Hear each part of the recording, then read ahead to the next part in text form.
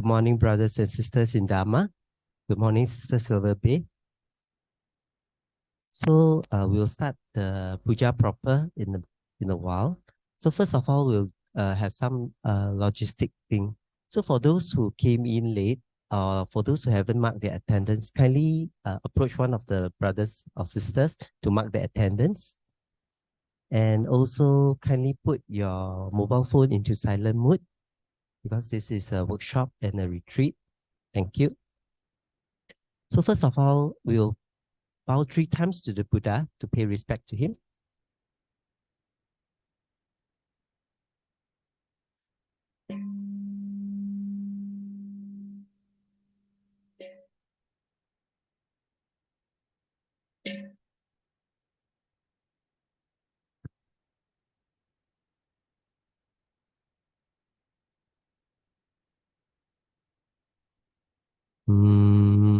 Namo tassa bhagavato arahato samma sambuddhassa. Namo tassa bhagavato arahato samma sambuddhassa. Namo tassa bhagavato arahato samma sambuddhassa. Buddhang saranang gacchami, Dhammang saranang gacchami,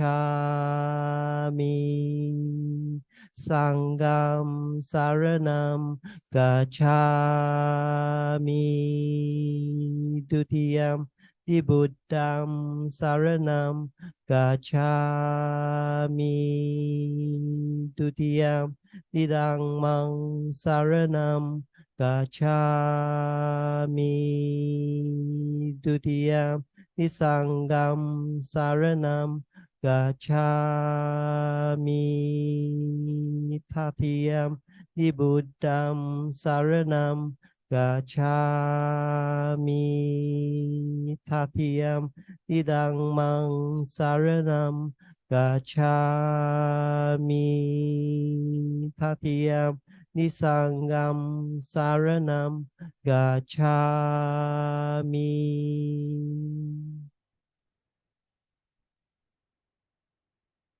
Now we'll take the 5 precepts. Kindly follow after me. Anatipata viramani sikkhapadam samadhiyami. Anatipata viramani sikkhapadam samadhiyami. We take the precept to abstain from killing. Will act for the welfare and happiness of all beings.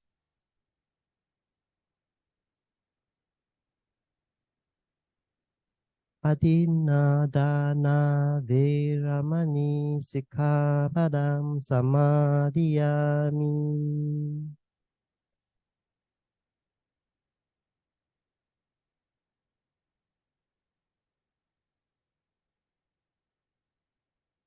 We take the precept to abstain from stealing. We'll be generous, open-handed, and take delight in sharing.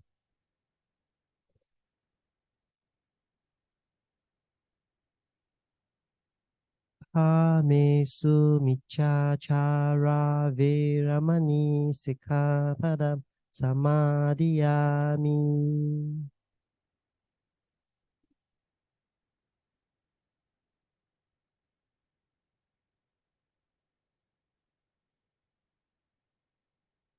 We take the precept to abstain from sexual misconduct.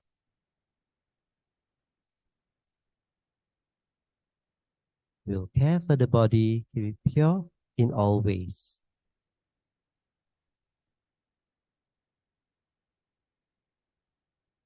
Musavada Veramani Sikkhapadam Samadhiyami.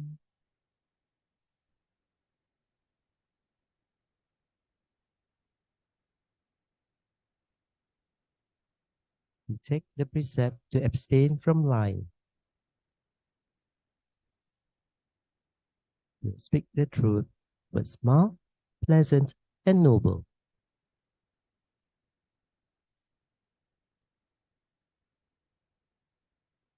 Suramerya Majja Padmadathana Veramani Sikkhapadam Samadhiyami.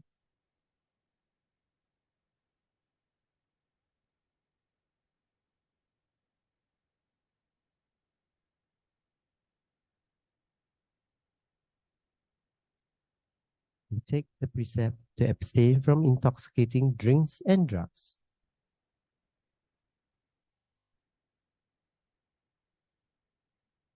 No care for the mind, keep it pure, alert, and unconfused.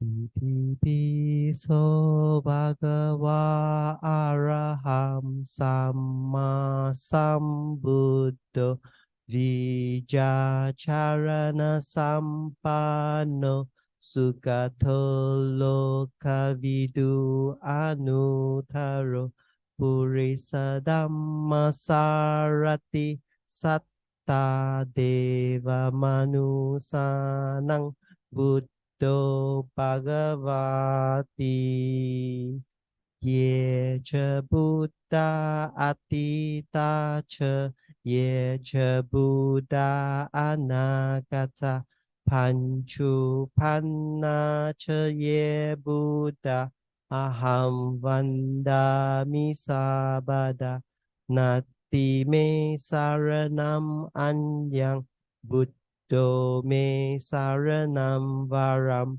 etena satchavajena hotu me jaya mangalam Buddham jivita pariyam tam saranam gacchami Swakato Bhagavata Dhammo Santintiko Akaliko Ehipassiko Opanaiko Panchantan Veditabo Vinyuhiti Ye cha dhamma atita cha ye cha dhamma anagata panchu panna cha ye dhamma aham vandami sabada nati me saranam anyang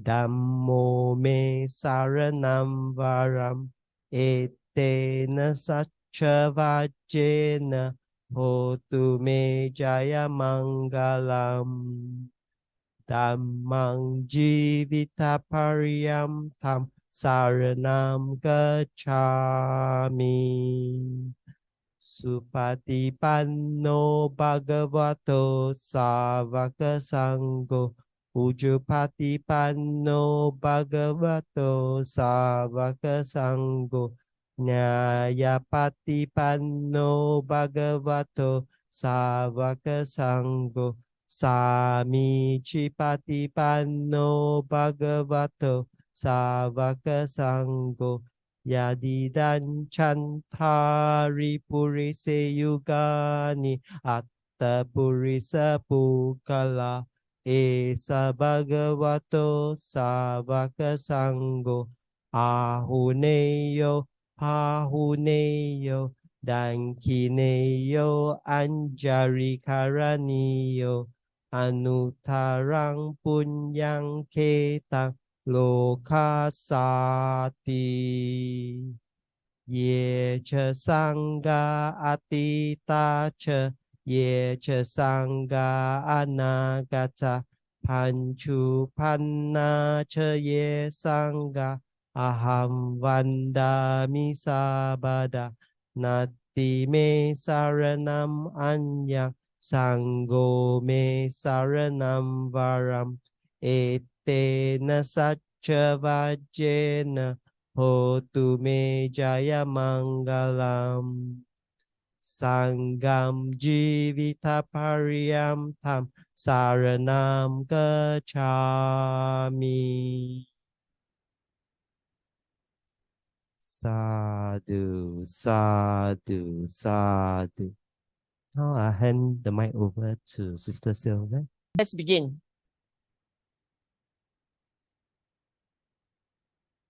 Pay attention to the learning outcome to help you remember better. I'm learning these things, okay? It's a private joke.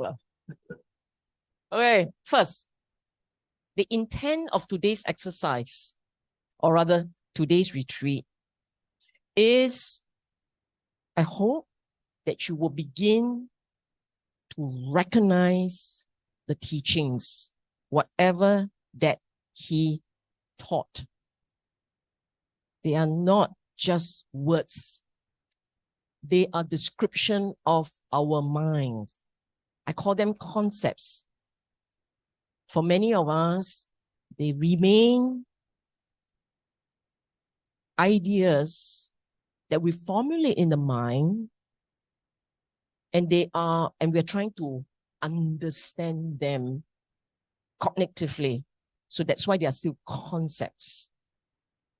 But the moment they come alive for you, as in you begin to recognize Buddha's description of your mind, then at that point, they are no longer concepts.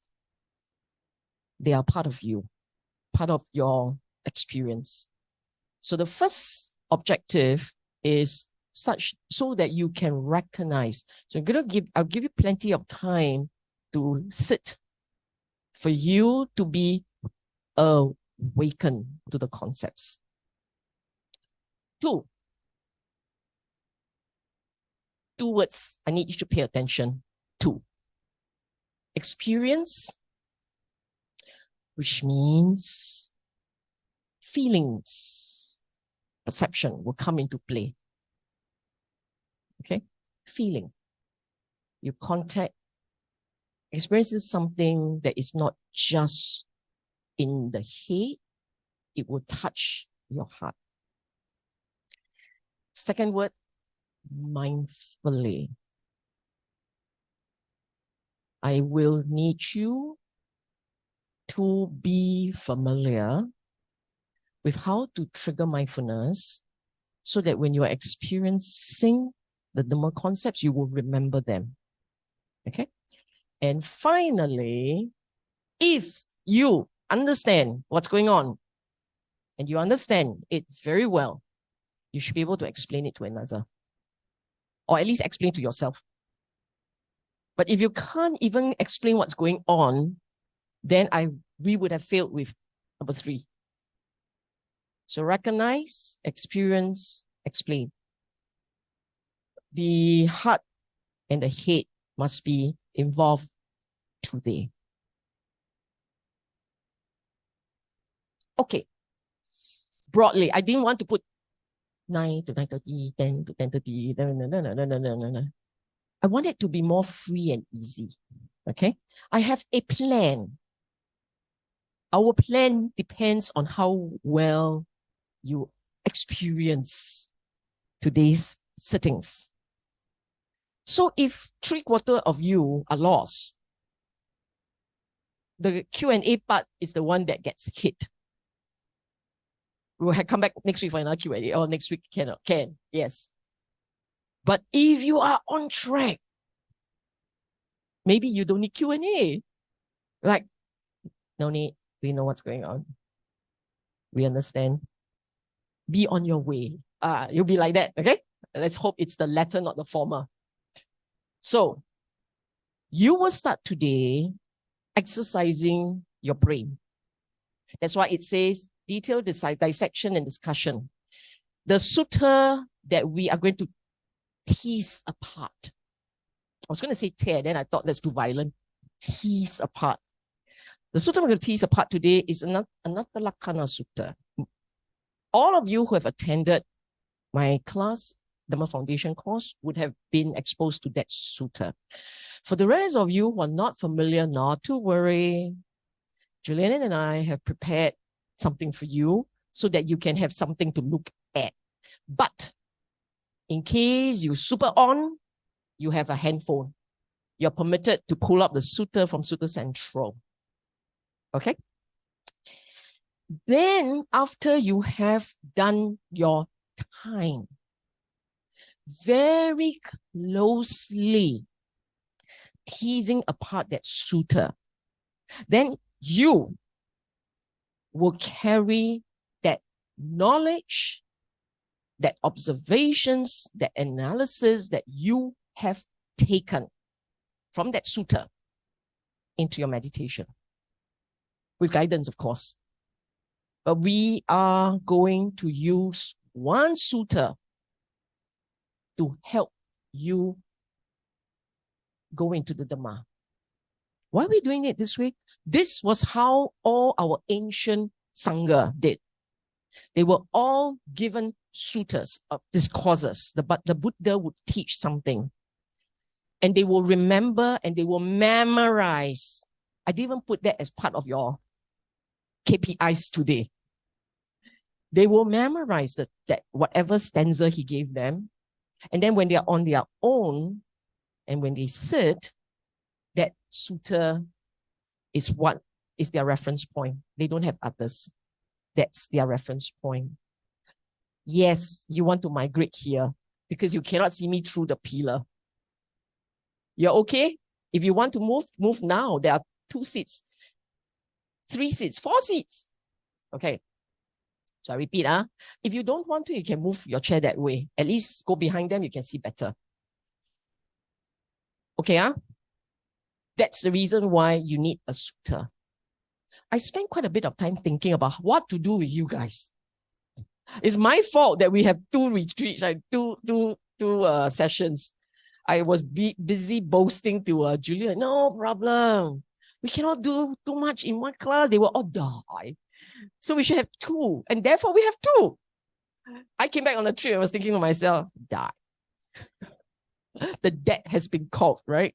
So I spent quite a bit of time thinking about how to help you. Because there's no point me talking.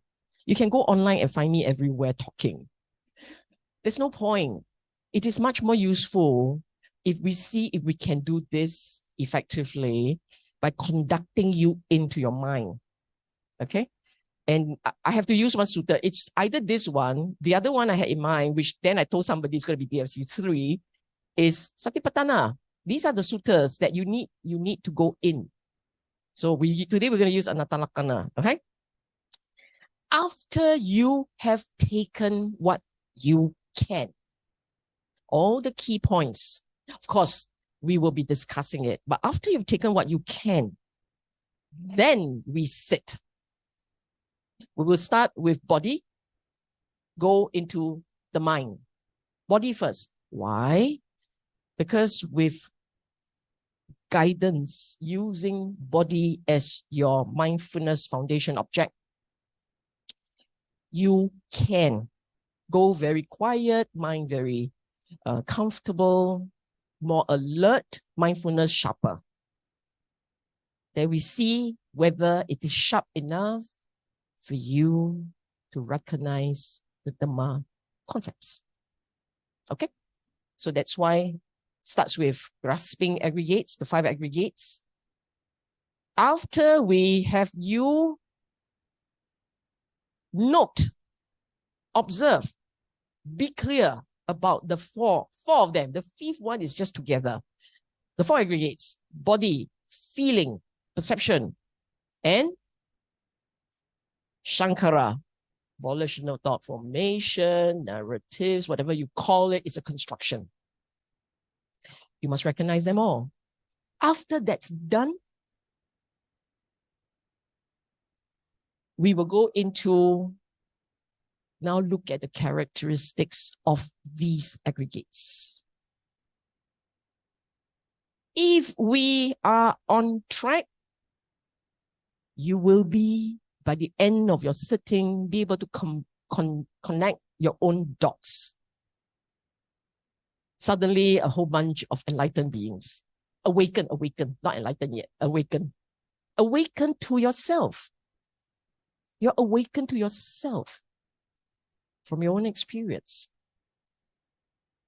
Okay, now, what will suffer? I told you Q&A is one of the possible fall guys. The other one is breaks and lunches. Okay, we'll see how it goes. Of course, lunch is provided. Later on, we have an advertisement to show you who's sponsoring lunch. And a whole bunch of awakened ones. Your Dana is, next life can open many noodle stores. Okay, shall we move on? Let's begin. Our approach to today's sitting. So the first one I explained to you, the Buddha gave the monks a stanza and then they go to meditate, right? I came from the angle that there are different ways in which one learns. And I use the sutta, Anguttara Nikaya 5.26, liberation. I mean, look, the sutta is called liberation. Okay? And how is one enlightened and how is one liberated?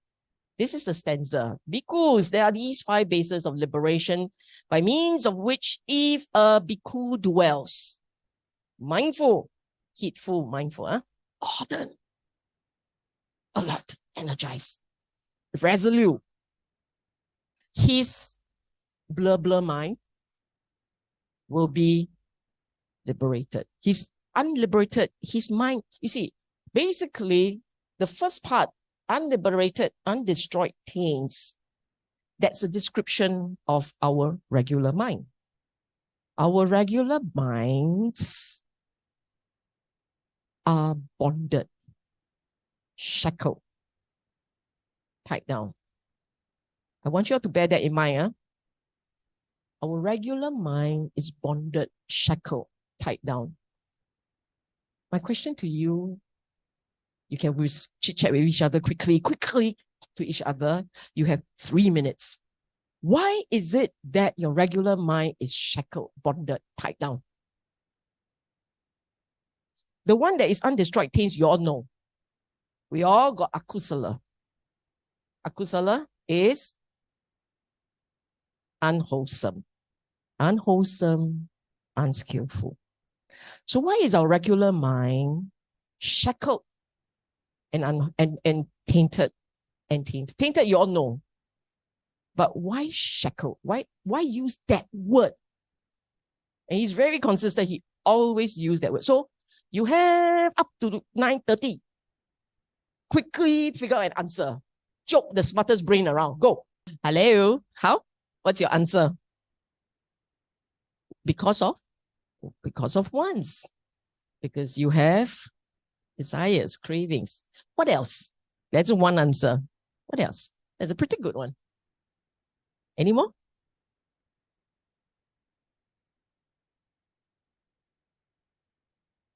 Very good. You have recorded everything up here. You have conditioned yourself because you're conditional beings. Through the sense of the self, through the wants, through your desires, through a habit forged in a lifetime. You're not liberated, you know. Through your desires for other people's affirmation. So some of you, because you are very guai, or you had your upbringing in certain ways, you have your experiences in a certain way, you now find very hard to defy people, or you constantly need something from people. They have leverage over you. We have leverage over each other. Everybody can now leverage together.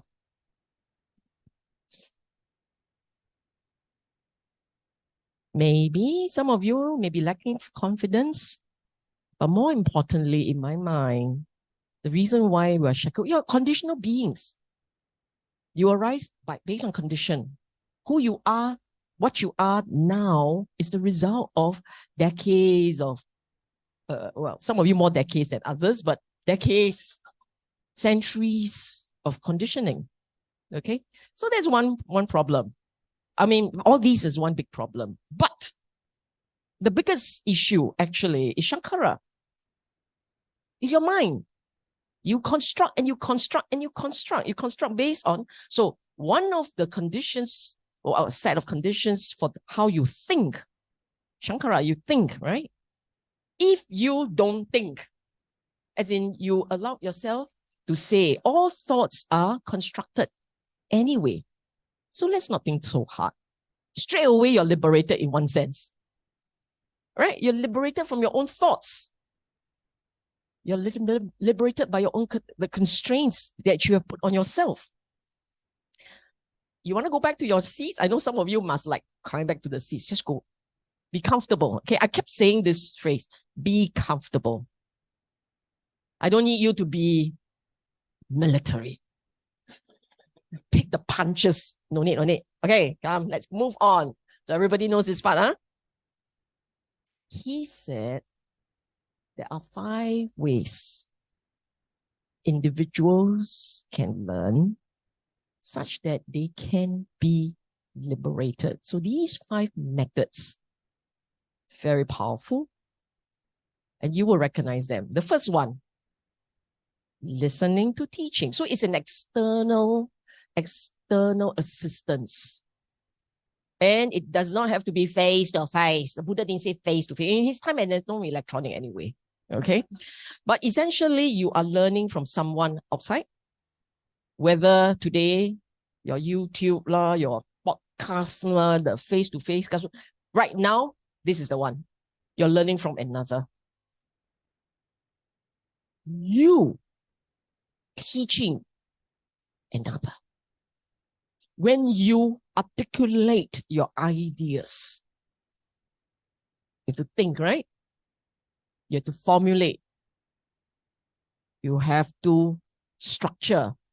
Otherwise, you are rambling on. Nobody understands what you're saying. So you're forced to sort out your thoughts. Sometimes, one is because you're forced to sort out your thoughts. And as you are forced to sort out your thoughts, you become clearer. 2, some people, very cute. The more they talk, the clearer they are. Some of you are like that. The more you talk, the clearer you are. The more you bottle up, the more you explode. Okay? 3, when you are recalling, reciting in ancient time, because in ancient time, nobody reads. Most of them can't read. And if you do, if you're able to read, it's not because you're superior class, okay? You're probably the scribe. The court scribe can read and write.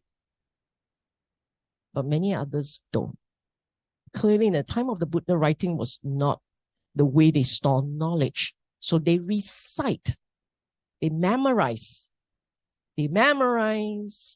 and they recall, in other words. 4th, you investigate. You take something out and you look at it and you do your own internal reasoning. This is you reasoning. You using all tools from this brain, all the cognitive tools the brain can give, can yield, and you use it to dissect, to analyze, to investigate, to tease apart whatever. You do gymnastics with knowledge. And the final one, this is the only one that I put in full. Can we get rid of this? We haven't shared it? Or only you can touch it? Oh, it's there. It's not our magic board, right? Okay. Has grasped well a certain object of concentration. Oh, poor thing, I forgot. You know what? I'll sit. Has grasped well a certain object of concentration, attended to it well, sustained it well, penetrated it well with wisdom. Look at the words. Grasp means you understand. And it's an object of concentration, meaning to say you're going to meditation. In meditation, you can have concepts which you pay attention to. And when you understand that concept well enough, you must understand it. You don't understand, what are you doing? Watch the breath, watch the breath, watch the breath. Sister, I've been watching the breath for years. It's still a breath. It means you don't understand. Am I supposed to look at the lungs? No. No. Okay? We will talk about the breath later. As grasp well, so you take an object, you need to understand what is that role it's supposed to play. Why this object? What are you supposed to look at it? How are you supposed to look at it? How are you supposed to tease it apart? Attend to it well, sustain it well means the concentration deepens. Okay? Now, right now, 10 minutes sitting, I've gone from breath to body parts to metta to I don't know what else, and it's only 10 minutes. Then you're done. May I be well happy? May you be well happy? May my dog be well and happy? What about your family? Don't like them. Just dog. You're not getting the point, okay? And then finally, if you mull over the object correctly with right understanding, your attention is sustained on that object. In your examination, it is sustained. You may suddenly hit a eureka moment with regards to that object. Penetrated it with wisdom means, I think I got it. Like this. Okay? Then the Q&A is for you to say, correct or not? I think I got it, correct or not? Then I went, Julia, I think we need to do another one. Meaning, no lah. But odds are, by the end of the day, you will roughly get it. The odds are lah. Okay? This is a really good group. This group. My sense of you in how enthusiastically you're laughing and engaging and paying attention, I think you're okay. I make you laugh not because I have I'm planning on moonlighting as a comedian. I make you laugh because the more you laugh, the lighter you are. We got a good start. Okay, so don't hold yourself so tight, cannot laugh. Don't you laugh. Okay. Okay. Now,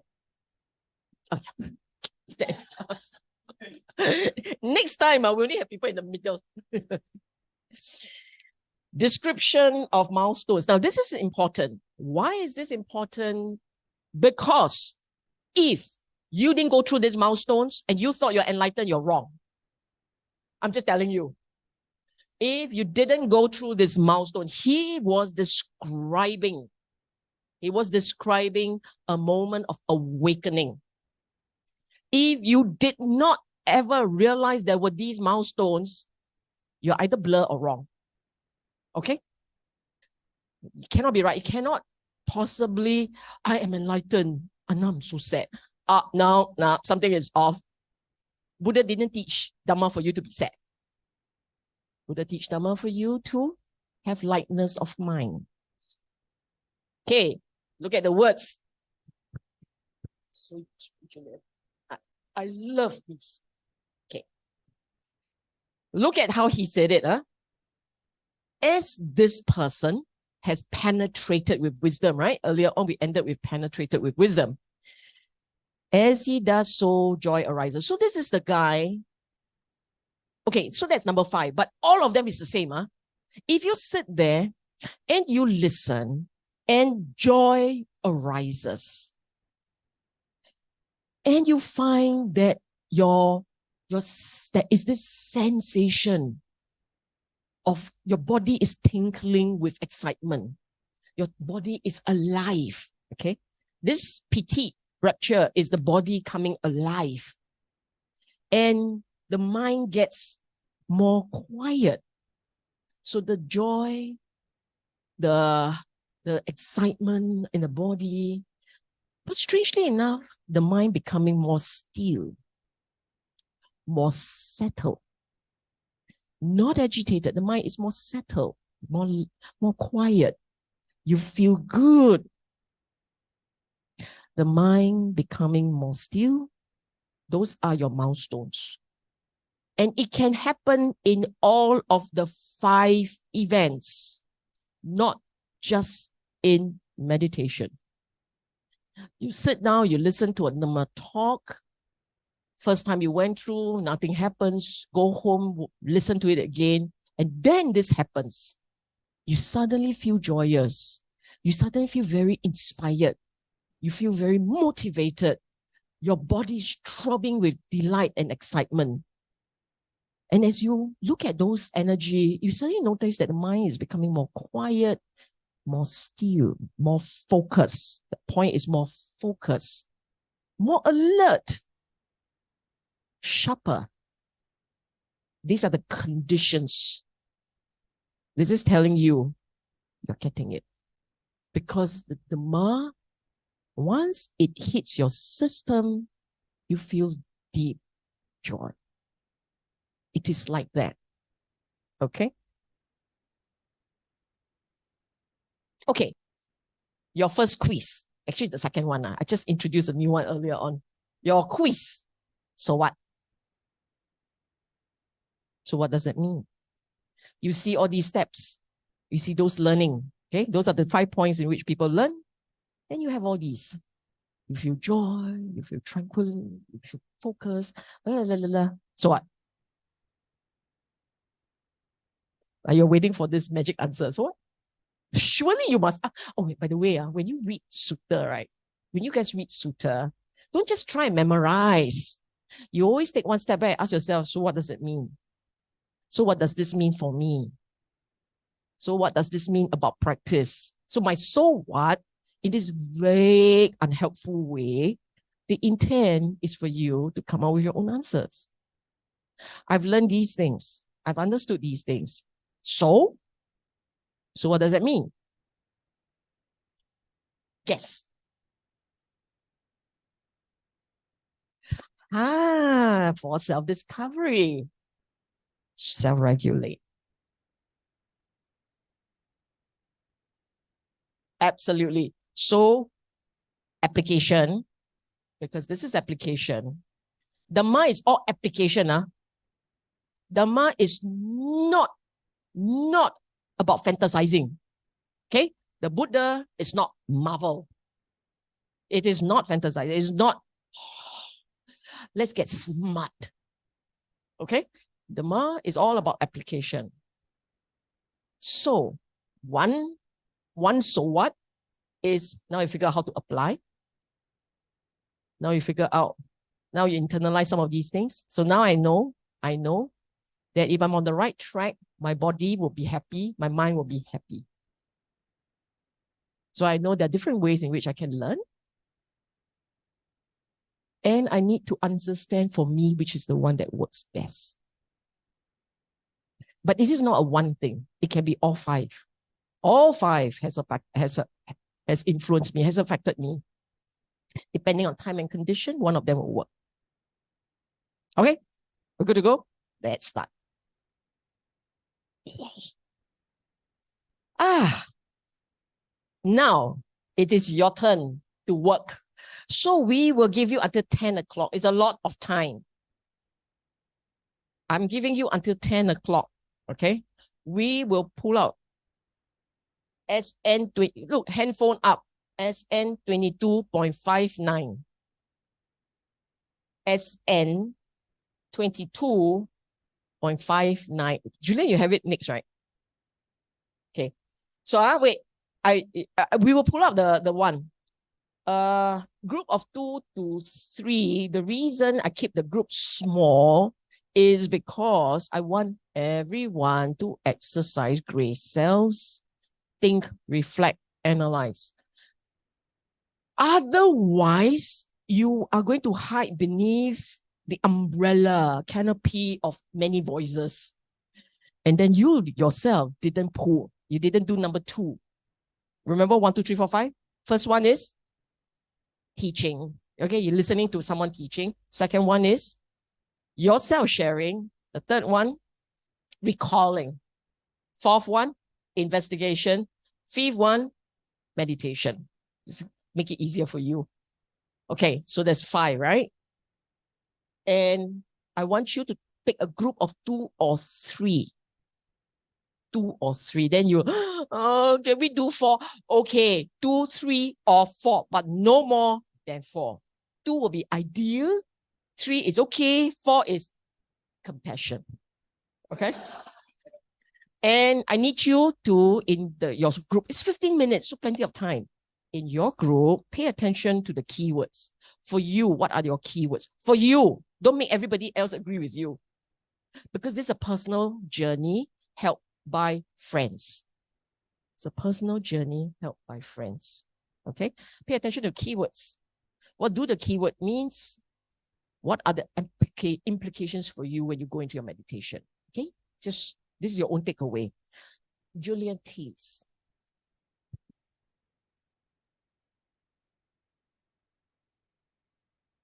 I think I use, let's see how it goes. Okay. 不要这个，不要这个。Stop sharing. Oops. Because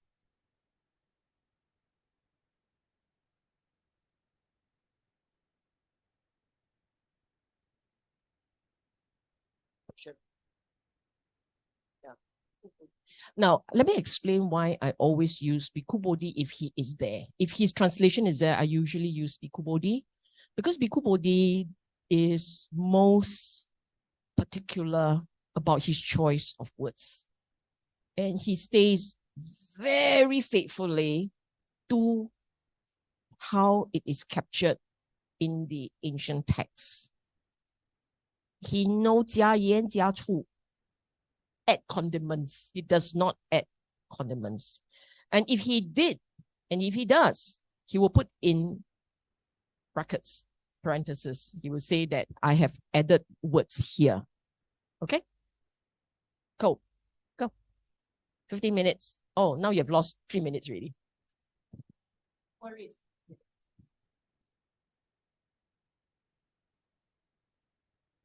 Hey, let's start. Let's start again. Took them so long to get started. Then now they ask them to stop, the car cannot stop. Huh? Got you guys to start conversation, don't want to start. Then I tell you, stop. You look at this grass. You look at that group. Okay. Hello. Need 老公 to rein in the wife. Okay, let's begin. Let me ask you this. Okay, don't look at the sutta. Don't look at the sutta. Like nobody follow instruction. Either that or they don't understand English. Don't follow it. Don't look at the sutta. Now I ask you, what is the construct, the flow of that sutta? So, a tip for you, when you get a sutta, do not plunge into it. You start by looking at the flow, the construct. Okay? This is a little tip on reading sutta. You start by looking at the construct. Okay. So you start by looking at the structure of the sutta. Okay? The structure, and you go with that flow. What the Buddha was emphasizing, you will see from the emphasis. Okay? You understand this? Huh? This is important. I'll tell you why it's important. For instance, you look at that sutta Kalama Sutta, have you all heard of it? The famous Kalama Sutta, where the Buddha talked about there are 10 methods of understanding things, right? When you look at any sutta, you should look at structure, you should look at flow, you should look at emphasis. And I used the example of Kalama Sutta. Typically, when people look at Kalama Sutta, they will talk about the ways in which people find truth. And they say that the Buddha says there are 10 ways in which you should not take whatever is taught to be truth, like the scriptures and hearsay and logic and all those things. But that is not the emphasis of the sutta. If you look at the construct of the sutta, you will notice that the bulk of it focuses on wholesome, unwholesome. And most people actually miss that point. And you only catch it if you go through the sutta very carefully. Two things. One, you look at the title of the sutta. The title didn't say, it's not in book of 10, which would have been the 10 epistemological points. It's called the book of 3. Wholesome, unwholesome, neutral. I mean, one of those things. But it's book of 3, not book of 10. So in the same way, when you look at this particular sutta, you look at that flow, okay? What are the key points made in that sutta? You all went through it. 15 minutes, you la at each other. Okay? You all went through it. What were the key points? Non-self found in what? Now we are talking. Yeah, only the mouse. So sad. Oh, now reverse. Okay.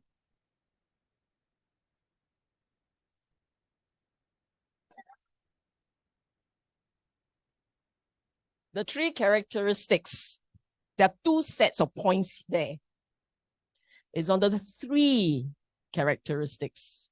Anitya, dukkha, anatta, impermanence, suffering, selflessness of the 5 aggregates. Agree? That's the whole story. Let me take you through a little backdrop. Just go back a little. I've mentioned this before. Some of you have heard me say this multiple times. The 2 sutta, Dhammacakka, Pavattana Sutta, and Anatalakkhana Sutta, the 2 of them must be seen side by side because that was how it was delivered. And I've always said, when the Buddha first opened shop, do business, right? When he first set up his school, when he first unveiled the Dhamma, he taught 4 noble truths, 8-fold path. Actually, that sutta was about the 8-fold paths. It's about the path. Okay? In case you didn't realize it, that sutta is not about the 4 noble truths, it's about the 8-fold path. It's to emphasize that part. Because it starts off with, there is a midway. It's a middle path between the 2 extremes. Because it's the choices of life. That sutta is about the choices we make. Because of how we make choices, we have dukkha.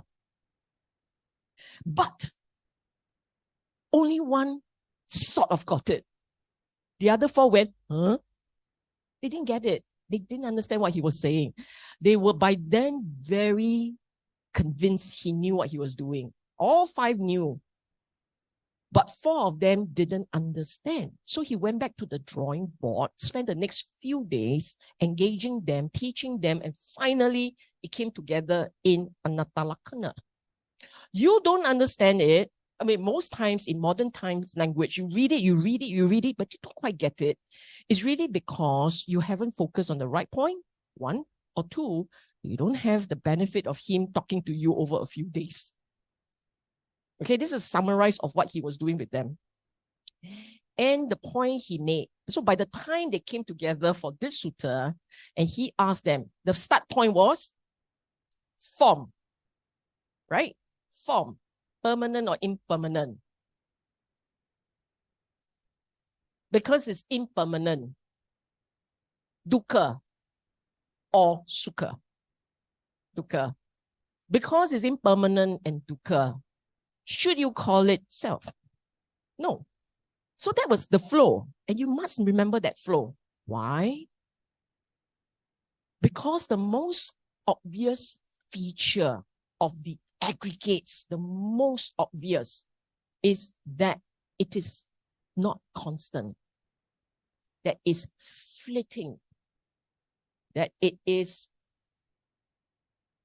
dukkha. Because it's flitting, because it's not constant, it creates by that condition, because of the condition of impermanence, because of the condition that's flitting, keep using the word flitting, flip, not flip, fleeting, right? But it moves. Because of that, it's not satisfactory. We just stay there first, okay? Which means, therefore, so you see the word, so what? Which means, therefore, your Dhamma practice is about changing narratives about the aggregates consistently and persistently. If you recall, he said, form, permanent or impermanent? Then they say impermanent. Because it's impermanent, dukkha or sukha, they say dukkha. Therefore, and then after that is, because it's like this, impermanent and dukkha, should you call it atta or anatta? Substance, soul or soullessness? And they said, soullessness. Therefore, with regards form, feeling, perception, shankara, vijnana, with regards each of them, you must say, this is not mine, this I am not, this is not my soul. That's about changing narratives. You first must see the aggregates very clearly. If all these while in your meditation, you didn't focus on aggregates, that's the reason why there's no enlightenment. Okay? It is about the aggregates. You need to see the aggregates clearly. Form, feeling, perception, shankara. The four of them, because we get this four right, the fifth one is a natural. You don't have to worry about vijnana. You can't see vijnana anyway. Feeling, perception, and the rest is vijnana. So, in this practice, must be very clear which is the aggregate that is most prominent for you at that point. And don't make the mistake of assuming the aggregate comes one at a time. They are together. But you pay attention to one at a time. I repeat, the aggregates are together. They are conjoined. But you pay attention to one at a time, thereby giving you the illusion that they are separate. But it's okay. You must see them, whether it's together or separate, it doesn't matter. You must see them as fleeting, transient, changing. You must see that. So people have asked me, when I sit and my breath is so clear and I'm so quiet, what do I do? Read Anatta Lakkhana Sutta. Read already, don't understand what it means. Okay, so today we are going through this very carefully. So cannot leave this room saying, don't know what it means. Sister Sylvia, talk. I got nothing. Okay? Now, because this is about changing narrative. So the first one, three characteristics of the five aggregates. The second one says changing narratives. You heard, not mine, not I, not self. That's your changing narratives. Don't do it yet until I tell you to. Okay? Don't like, oh man, let's just go for the big prize. Yeah, this one cannot even roll wrongly. Narratives change will lead to brain and mind rewiring. Okay?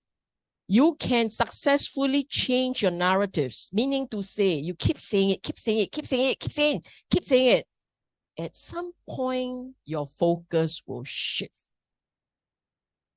That's DT shifting. First rule, first step of that path.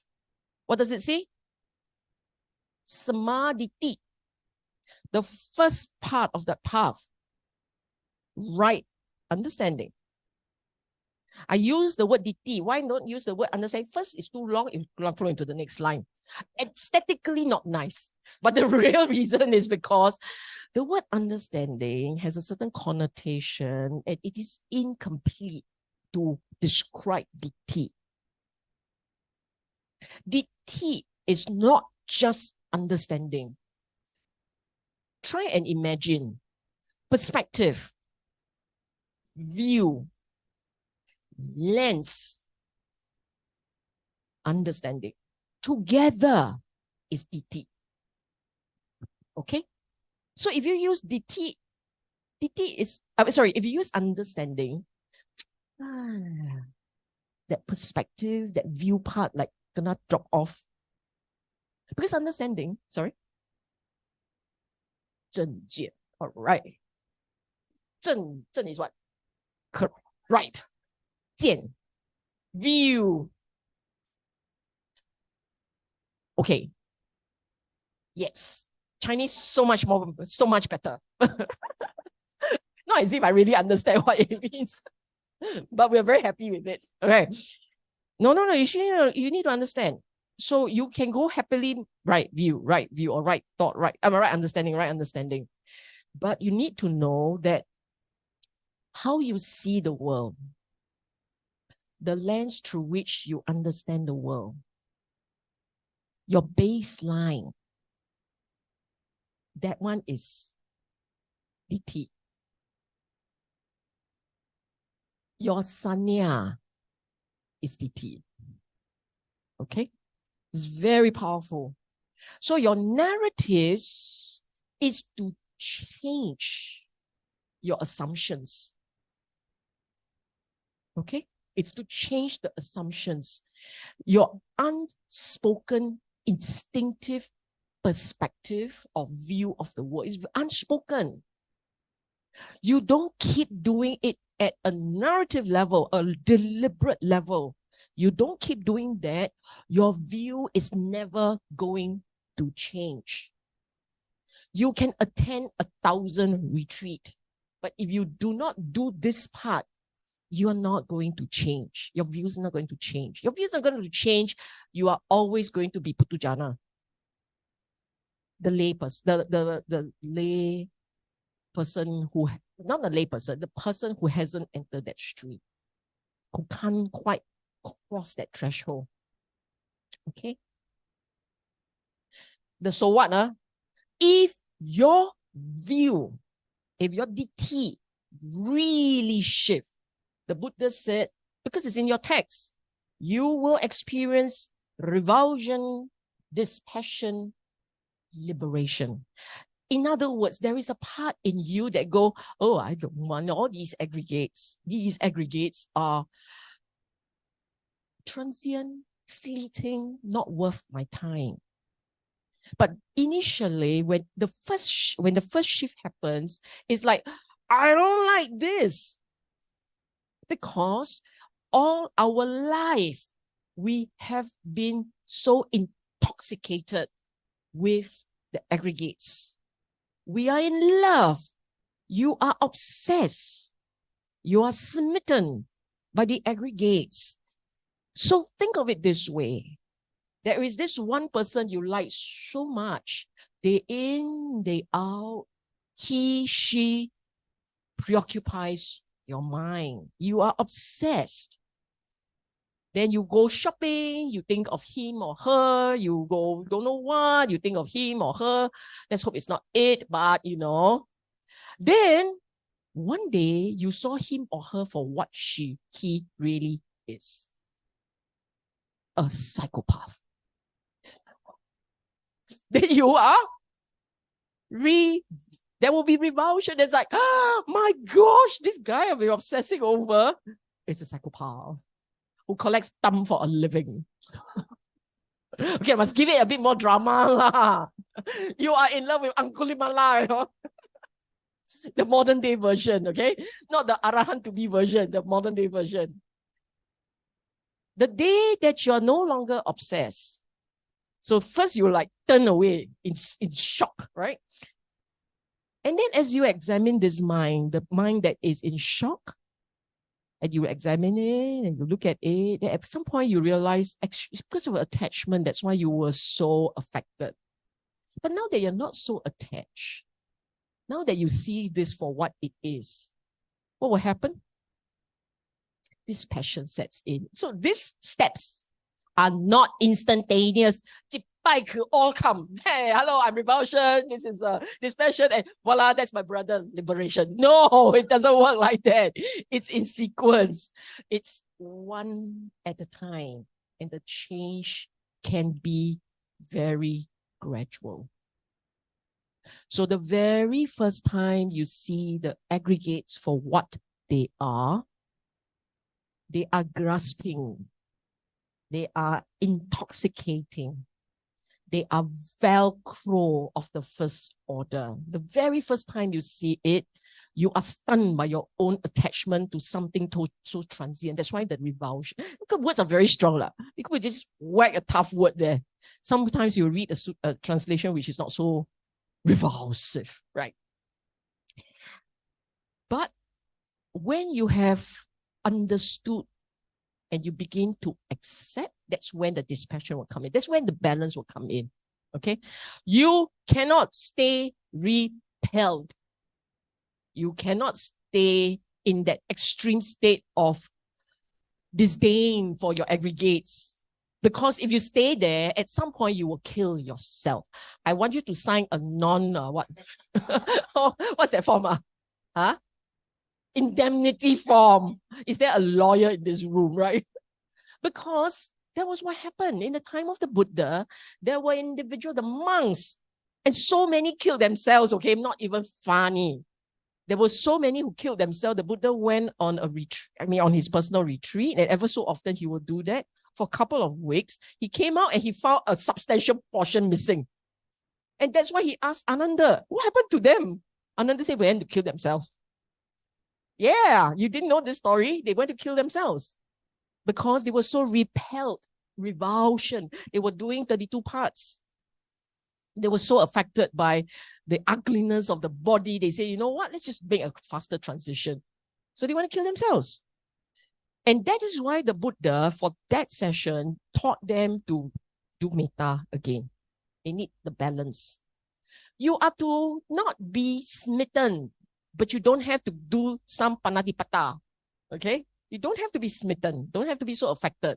Don't have to be so enthralled with your aggregates. Then many of you sitting down here will smugly go, I'm not enthralled by my aggregate. Oh, yes, you are. You are driven around by your feelings. Feelings.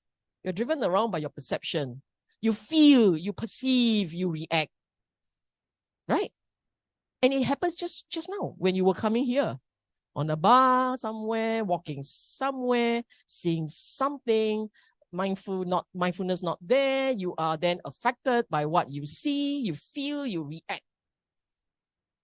And then some of you feel so righteous, you whip out the phone and record and then put on storm. Oh man, the kind of thing. And then you say, why did you go on to storm? And I must have feel of the ground. It just pops out on my Facebook. It just pops up. They go, oh, really? But people got nothing to do. I don't know how much camera space is used up for all these funny recordings, but that's how we are. That's who we are. So, revulsion, dispassion. I make you all love. You please remember the flow, okay? Because your job afterwards is to remember, watch out for the aggregates, part 1. Recognize the aggregates. You better be very clear about all the aggregates. Whatever your attention catch, that's the aggregate. Then, looking at the aggregates in terms of the characteristics, don't worry, we'll take you through it, the characteristics. And there you got to change the narratives. Then we see what happened to your brain. Indemnity form. Get it ready. Yeah. Okay. You don't get to this point, there is no enlightenment. They crank their neck and I need to sit. This is a Pavlov dog. Pavlov, yeah. Enlightenment. Meaning to say, suddenly you are awakened to the following. It's not written here, but you are awakened to the following. You can take pictures, but it's not written in Anatta Lakkhana Sutta. You are awakened to the aggregate, the origin of the aggregate, meaning to say your attachment. You're awakened to the attachment. You're awakened to the cessation of that attachment. You are awakened to this is how the method works, the training method works. There is a lot to digest right here and now. I repeat, enlightenment. What does enlightenment mean? It means you are awakened to the noble truths of your aggregates. All that arises is conditionally a reason. Because they are conditionally a reason, they will also fade away. They will cease. Those are what you be awakened to. Does that mean I entered the stream? Don't know. Are you still attached? Yes. No lah. Okay. It's a question of attachment. It's insight of allowing you to become less attached. And at some point, you will be so less attached because of how you understand and see the world. Then that is when you are a candidate for stream entry. Okay. When it is liberated, so when you understand, you deeply understand, you are no longer so enthralled with your aggregates. When you become that way, point will come when you realize, I'm not creating anymore. I'm not generating anymore thoughts that perpetuate life. At some point, if that happens, that you have done what is necessary and now your mind has reached a state of unconditioned and therefore this will be your last birth. I am not setting that as the bar. I'm not setting that as the bar. I'm just telling you the rest of the Buddha story. The rest of the Dhamma story, not the Buddha story, the Dhamma story. But number 5 is FYI, for your info only. FYIO. Okay? But this is the flow of that training path. This is how it flows. You need to see your aggregates. You need to see the 3 characteristics of the aggregates. You want to change the narrative. Then the rest is your journey. You get to that point, I cannot help you the rest of the journey. Okay? My job is done when you can catch the aggregates and see the characteristics of the aggregates today. Okay? Okay, yay.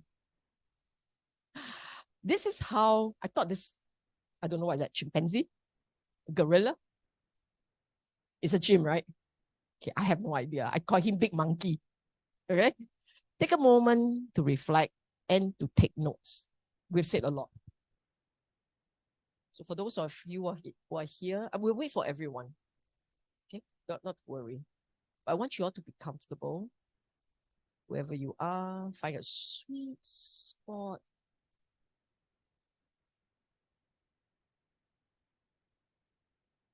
Are you all comfortable over there? It seems a bit cramped.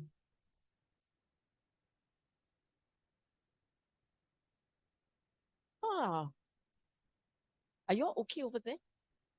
Sure? You all look like you are like into each other. Are you all okay? Oh, back there? Nice and cooling. We must thank BF for the aircon dana. Can you imagine trying to do this in the heat? So we must replicate as much as possible the winter conditions of the Buddha's time, right? Actually, no, we should replicate the heat of the Buddha's time. Huh? Summer, yeah.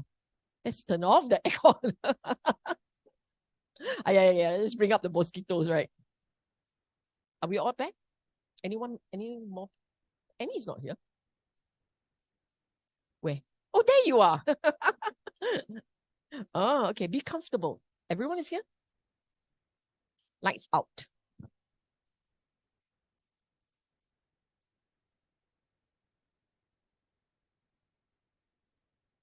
Lights out. Shall we switch off the lights? Oh, my doorman is not there. Yeah. Ah. We must get into the mood. Ah. Lovely. Okay, this is what we're going to do, okay? We're going to have a nice sitting. Going to be relaxed, and you're going to just follow my voice. We're going to do this for 20 minutes. Only 20 minutes. So it's a very easy, comfortable sitting. Okay? I want you all to straighten your back. No need to be ramrod straight. Just be comfortably upright. Be comfortably upright. Oh, just reminder, all handphones off. You don't want your handphone to stop someone from entering the stream, okay? Be comfortably upright. If you're on the chair, make sure your feet are on the floor. Then you take 3 deep breaths. Deep in. Breathe out slowly. Deep in. Slow release. One more time. Deep in. Slow release. You do a body scan. See whether there are any muscle tightness. Feel free to stretch a little bit. If there's muscle tightness, till that point, relax. Chill, relax. I want you to feel that your body is heavy. Your attention is on your body. It's heavy. Settling into your chair or on the floor. Your attention is entirely on this body. Your attention is on the weight of the body.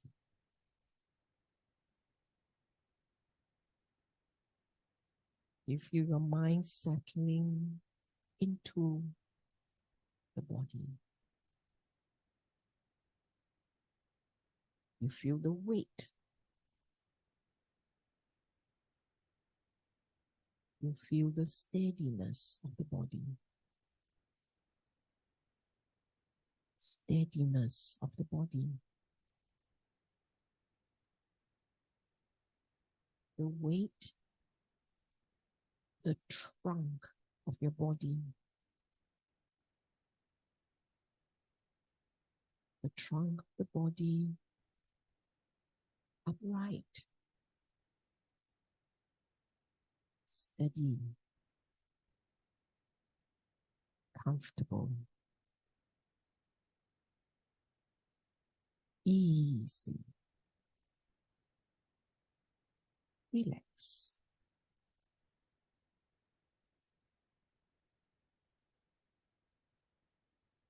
As you watch this body,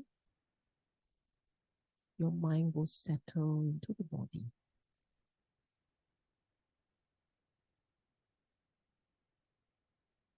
Right now, most of your mind is quiet.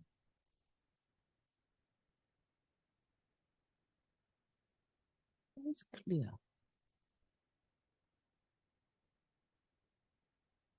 I just want you to look at this body.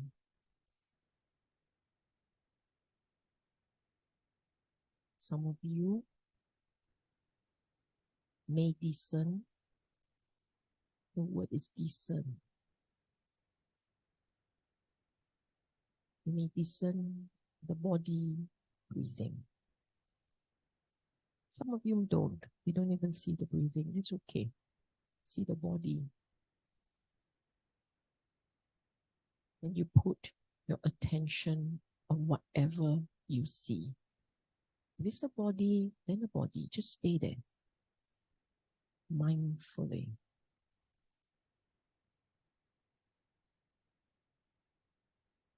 Stay with the body mindfully.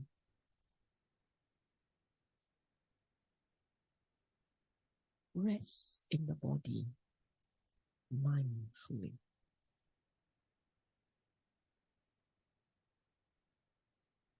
Relax in the body mindfully.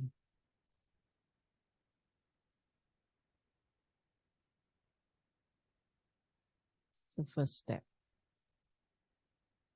Just relax into the body. Let the body help you hold mindfulness.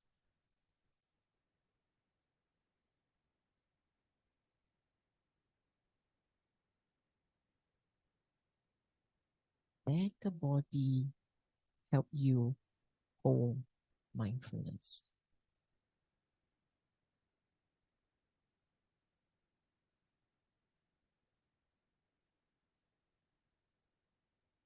Now we're going to look at the body breathing. It's very subtle. It's not even there. If it's not there, you see the body rise and fall. You don't have to watch the breath, just watch the body rise and fall.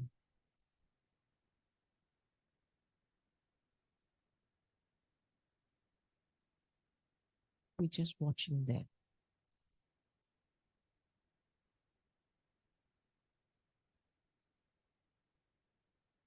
Watch the rhythm of this body.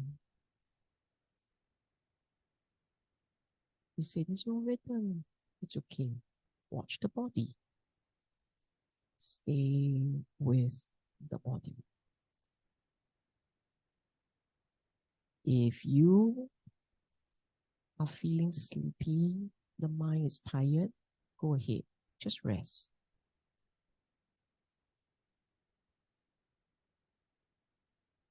If you are clear in your mind, great. Stay in the body. I'm going to stop here and we'll continue the rest. We'll continue the rest on your own.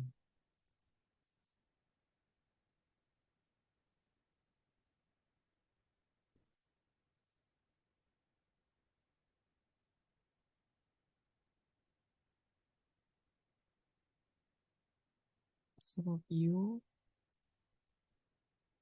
may discern the air element within the body.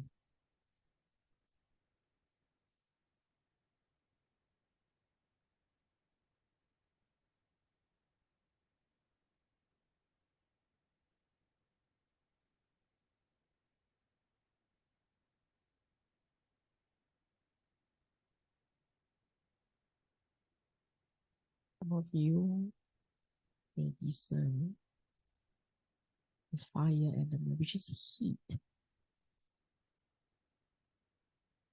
temperature.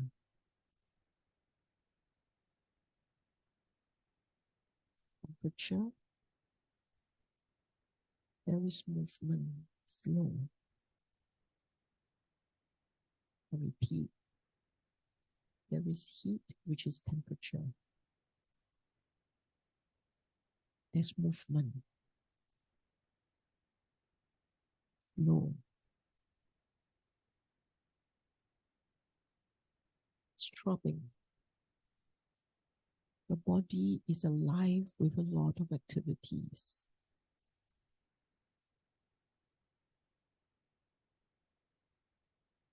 Mindfully watch the activities.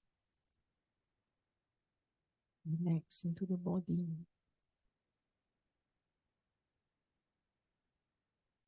Do it right. The mindfulness now will be sharp. So you have a chance to scan the body slowly.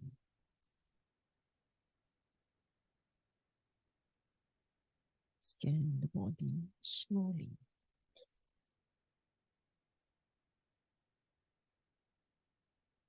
Mindfully.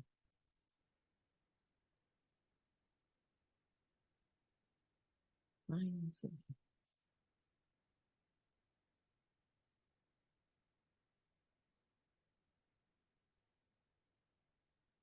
If you're falling asleep, look for your contact point. The point of contact. Look for all the points of contact.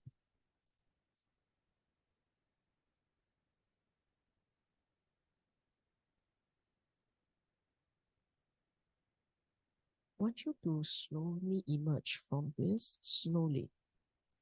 Do not open your eyes until I ask you to.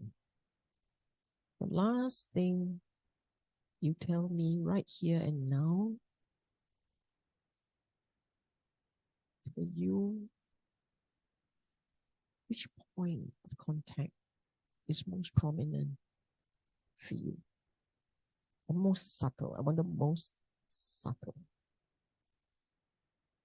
contact point. Which is the most subtle one for you?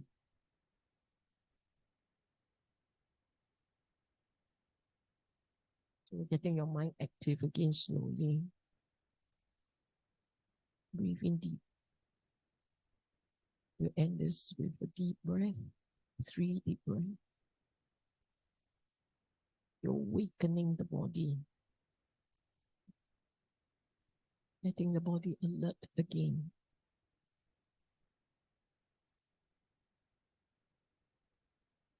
When you're ready, you just start deep breath in. Then you wriggle your fingers, stretch your fingers, stretch your bones, feet, leg, spine, neck, shoulder. Stretch it first. The last thing before you open your eyes, please give thanks to the Buddha and share merits.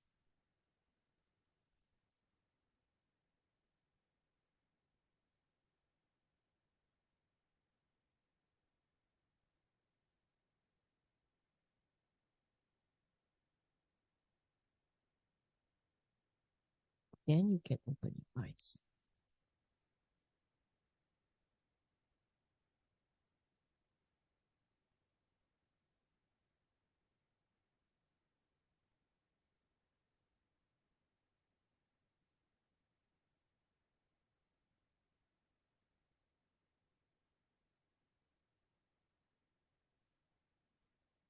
If you wish to sit on, you can sit. You can continue sitting. You just miss my scintillating performance.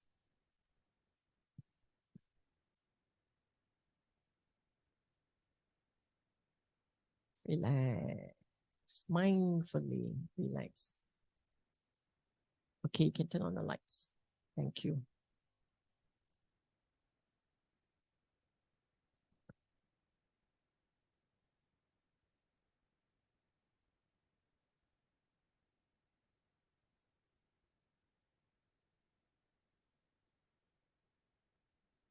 I know you don't feel like doing anything.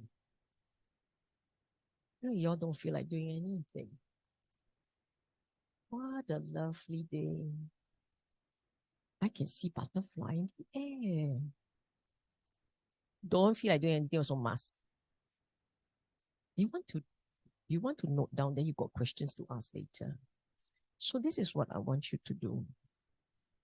You just describe to yourself your experience, your sitting. This is the framework you can use. What did you do? What did you do when I guided you in to settle the mind? You can say, I followed, or my mind wants to do something different. It's your own story. So 1, describe what you did. And as you experience the mind settling, what did you notice? First, the feeling, pleasant, unpleasant, neutral. You can describe feelings. You can describe observation. I noticed my body was doing this. I noticed my achy back here. Or it may be, oh, the body felt really heavy. Whatever it is, it's your description. Okay, so 1, what did you do? 2, did you observe? The most prominent 3 observations. Just 3. What did you do? What did you observe? 3 most prominent. And then towards the end, did you fall asleep at some point? Did your mind start to drift? Did you know what you were seeing before it drifted? How long did it drift? Did it drift until I say wake up? Or you saw yourself drifting, didn't drift, didn't drift. So it's a flicker. It's a flicker. So these are some of the things you can say. Just write down. You have 5 minutes to jot down key points.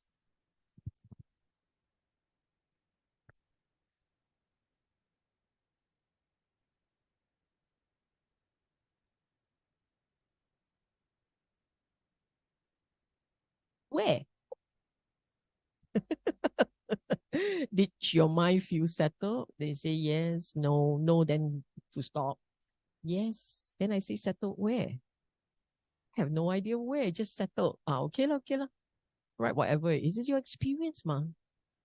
I'm asking you to record for your own purposes.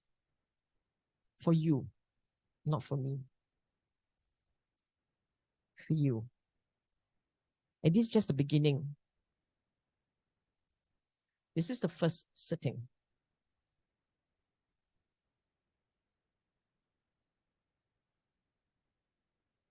All of you who stop writing is because you've finished writing or you haven't started.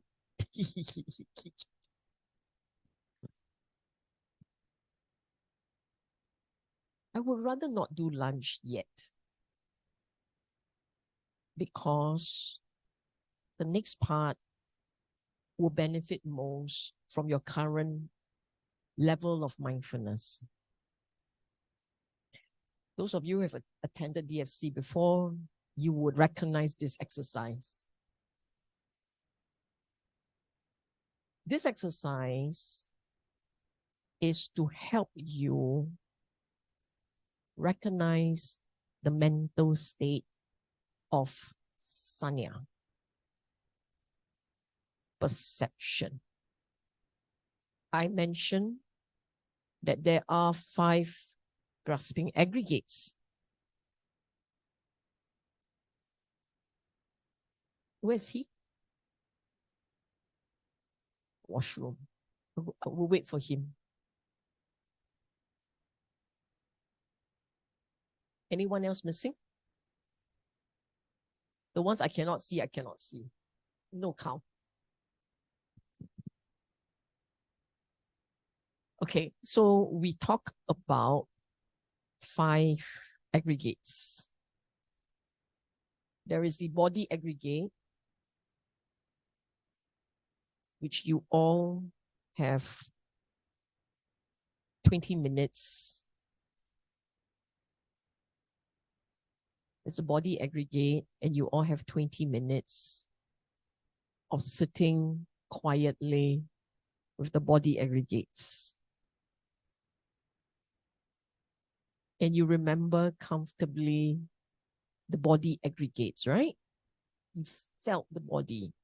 The reason why I want you to sit very clearly with the body is because for those of you who struggle with holding mindfulness, holding attention, the body is a big help.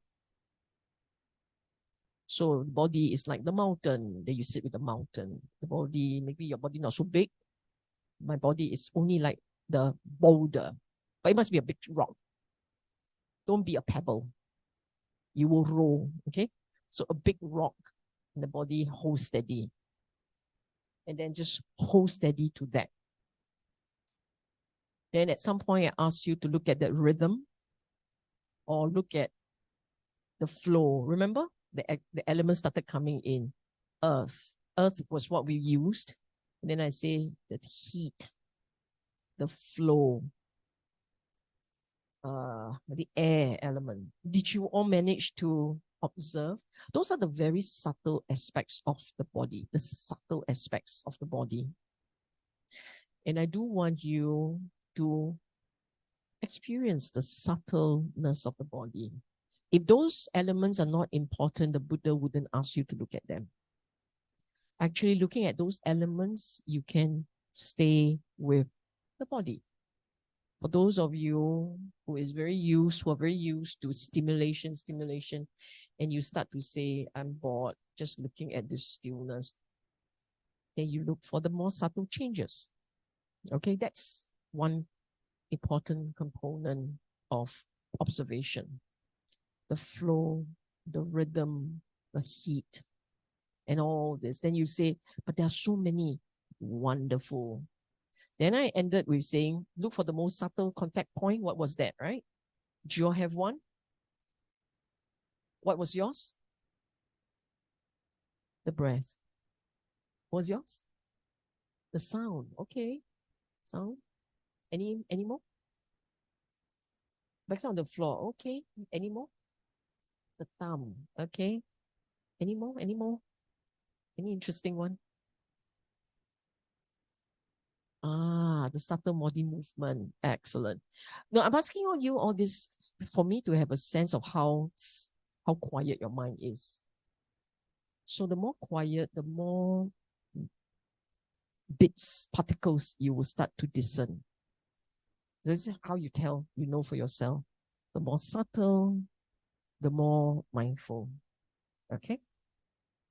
Then I said earlier on, before you came back, I said we're going to go into the other aggregates, and now we're going to have an exercise on perception. Okay? Feeling is easy to discern. Feeling is a sensation. Pleasant, very powerful. Unpleasant, more powerful. Underwhelming, neutral, then like that, law. Forgettable. They are usually the forgettable one. Okay?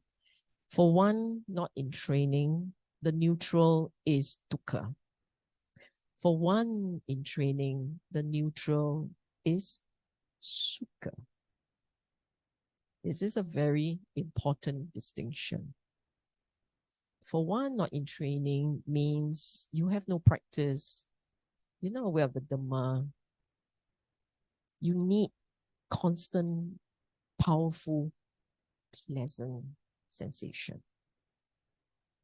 But once you begin to watch your mind, become more aware of the mind, becoming more aware, more content with your mind, you start to notice that there is a lot of neutral sensation. And as you look at those neutral sensation, because of your contentment, they start to feel very pleasant. Okay? But that's feeling. I don't want to waste time taking you through a Vedana exercise, feeling Vedana. I want you to catch perception. That's the one I need you to recognize. Of course, you have it all the time, but you may or may not realize that that's called perception. So this exercise is for you to recognize full well, clearly, what is perception. Okay? Now,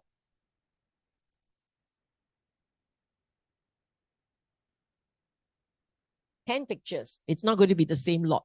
I created new ones. Must be new ones because a whole bunch of DFC fellas here.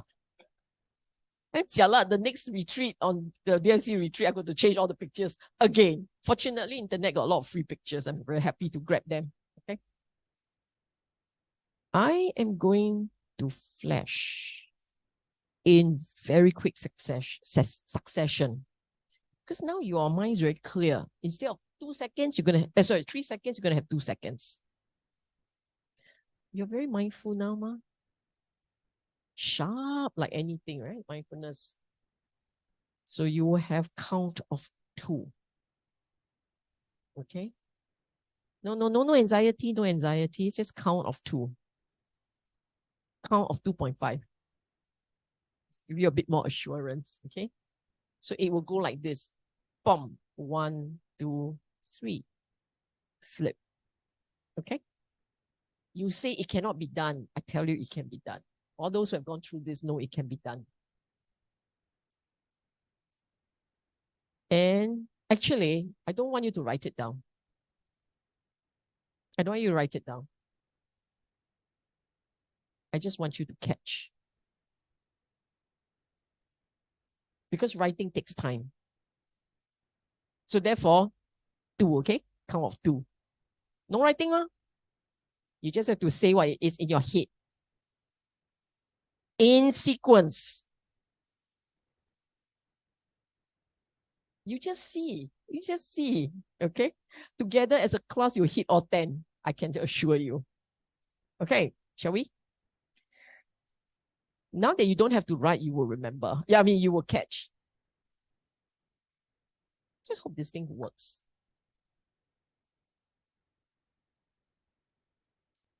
No, use the mouse, it may flow too fast.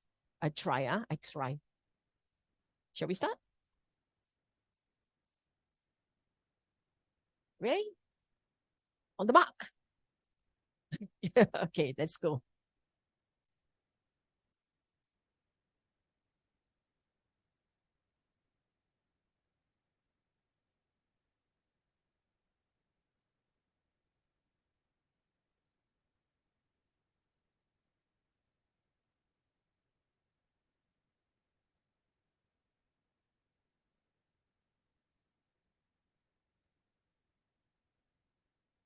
Your catch. Were you able to? Anybody like couldn't catch a thing? Did you catch all 10? That part of you, that point when you caught it, that's Sanya. Repeat, that part of you that recognized the picture. It's in the count of 2. That part of you that recognized the picture is Sanya. Okay? Now I'm going to reverse everything. I don't want you to see the picture. I want you to recognize the Sanya. Catch the Sanya. I repeat, I'm going to reverse everything, right?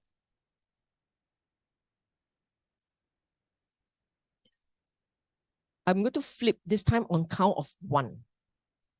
It will be flip, flip, flip. I want you to see your mind. Your mind. Okay? See the part of you that recognizes the picture.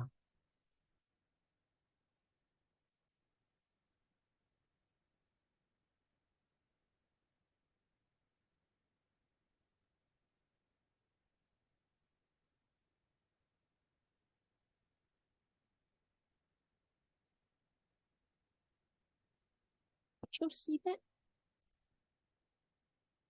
For those of you who were not in DFC, that many of you. Did you catch that? Did you catch that? Did you recognize Sanya? The part that recognizes, that labels. Did you see it? The back row. Did you see it? Did you recognize the part of you that recognizes picture? Yes or no? Yes. Sure. Because that's Sanya. Sanya is that part of the mind, capability or capacity to recognize, to label. The part of your mind that recognizes and labels. You know what it is. You know what it is. You know what it is. That is Sanya. Okay? Sure? Because we are going into the actual next point. Okay, if you're not sure, better ask your question now. Did you? Because that is the part. And if you were to experience Sanya, can you recognize it? It's actually very simple. I teach you a little trick. Every time you know something, you recognize, you know, you can label, even when you can't identify it. You know you don't know, right? That is also Sanya. Okay? You know it's Sanya, you don't know it's Sanya. As long as you know that this is happening, it's Sanya. This is not the same as Shankara. That's that difference. Shankara, volitional thought formation, narratives, talk, talk, talk, ting, ting, ting. So there will be a recognition, then construct. Recognition, then construct. Sometimes they are so fast. See red bull.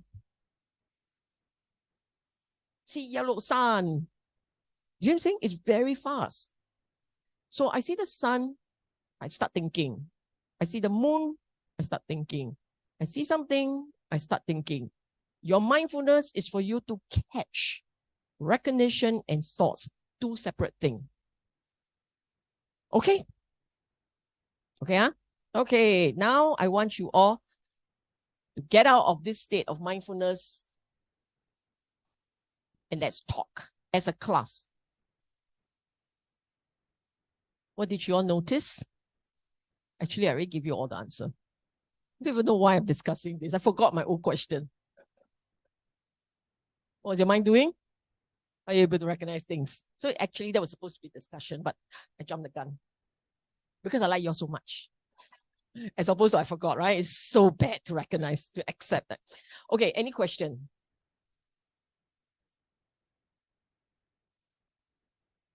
Yes. Very good. When you know your feeling, that is also Sanya. Any more? Yes.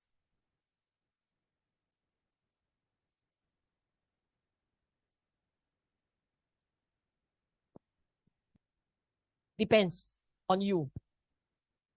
If you, both can be Sanya. Both can be. The part where it lands and there is a comment that Sanya.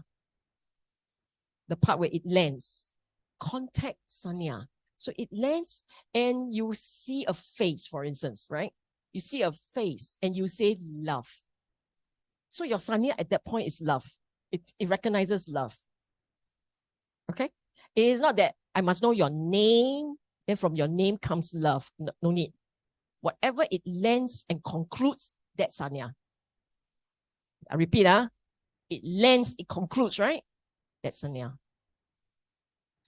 I want you all, now that I didn't make you go through this, right here and now, what's your Sanya saying? Very good. Come, what else? Then you start thinking that Shankara already. Okay, when you start thinking it's Shankara, you said nothing. You're nothing. Your Sanya recognizes nothing. I mean, at that point, it recognizes there is nothing in the thought. Why do you need this? Because Sanya and Vedana, when there is contact, there is that. Okay, I repeat, contact. Contact means your eye, ear, your organs, the organs of the parts of you that is connected to the external world, stimulation, or the internal world. So eyes, ear, nose, tongue, touch, right? Sensory glands on the skin, and then the thought. All those contact points, all those contact is your connection to outside or inside. That's why the Buddha talks about internal and external. There is all these contact. The moment there is a contact, there is Vedana and Sanya. The sensation, pleasant, unpleasant, neutral, and there's recognition. So if you're recognizing only your feeling, so be it. That's your Sanya. Your Sanya says pleasant. So you recognize it. The contact point. If your reality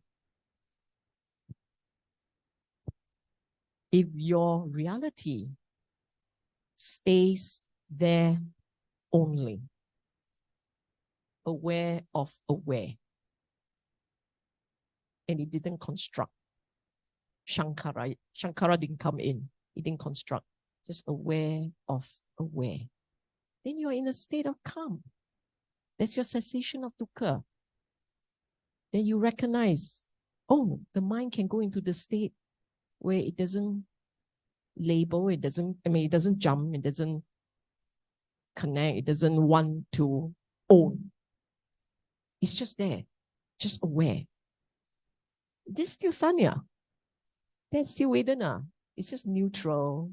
And Sanya is just aware of aware. Can the mind do that? Of course it can. That's the whole purpose. Then like that, no dukkha at that point. You understand? Yes. Can it be a physical sensation? For instance, when I saw one of the picture, the moment I see, immediately was a physical sensation. I felt... so your Sanya went into the physical sensation. Is that feeling? Both are there. Sanya and Vedana are together. They are conjoined. They are together. But you pay attention to one or the other. So let's say you have a sensation, unpleasant. So actually the Sanya recognizes it's unpleasant. But you paid attention to the sensation rather than the fact that your mind just recognizes it's unpleasant. They're together. It was, from my observation, it was fast. Yes, it's split nanosecond. Touch experience. Okay? It's split nanosecond. Nanosecond. Okay? So Sanya is recognition. It's the thought. I'm very careful using English words because English words carry a whole ton of connotations. And I don't want you to go off with the English word. I need you to, I know my Huayu not enough. I'm not even sure Huayu is zun, okay? Sometimes it is good. Sometimes it is not necessarily precise because Chinese also filtered through someone. Someone had filtered it. English also filtered through someone. Okay? So we try. I mean, language, it has to be language, right? Then you like, what's going on there? It doesn't help, right? Okay, so I repeat, I only use the word recognition, labeling, and then straight away you understand what I mean, okay? And that, but when we went through this process, 10 slides process, next time I should do 20, then maybe you can drag it out a bit. And in those slides, there was that part of you that recognizes. That's the one. That's the Sanya. But what did it pay attention to? Don't know. So I'm glad you asked this question. What if it's just a sensation? I recognize it. Then your sanya went there. But it went there. Yeah. What? You think what? Sanya step by step. No, it jumps. And it's fast. Okay, there's so much more to say. Join my DFC next year. There's so much more to say. But for this session, we're not going in there. Okay? It's good enough for you to know. And then we go from there. Any other question? Yes, please. Yes, please. So many. The mic's with you. It's your karma. Can I just ask something about my experience during the first sitting just now? Okay, so sometimes I catch my mind wandering when random thoughts pop up. So to anchor it back, I visualize the image of a glass of water, like a glass of sandy water, and the sand settles down. Are both of these types of thoughts considered Shankara? Yes. When you start to imagine or construct, they are Shankara. But the part of you that caught it drifting away, that caught it, that's Sanya. It starts to drift, and then you say, oh, it's drifting, right? You caught it, that's Sanya. Then how to tackle it, that's Shankara. Okay?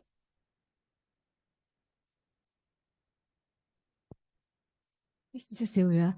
I just wonder, because in some classes when I attend, we usually talk about Vedana, then after that you have perception coming in. And sometimes I wonder whether it's even possible to have something that's very pure Vedana, because every time I feel something, whether it's pleasant or unpleasant, neutral, it's always very subjective. It's already subjective because it's pure Vedana. Yeah, because perception No, what always is comes pure Vedana? like whether you experience something as pleasant, unpleasant, or neutral. Because I always feel that there is subjective. This sense of feeling is always immediately you already perceive red, I don't like it, or this smell of durian, like wait. I hear you. Yeah. Okay, let's take it one at a time. There are a few things that you are describing, and we would like everyone to be very clear here. Adatta Lakkhana Sutta. Remember, just a lifetime away, we were examining that sutta. If you remember, in the manner that the Buddha talked about that sutta, subjective or objective? It's subjective. It is your experience.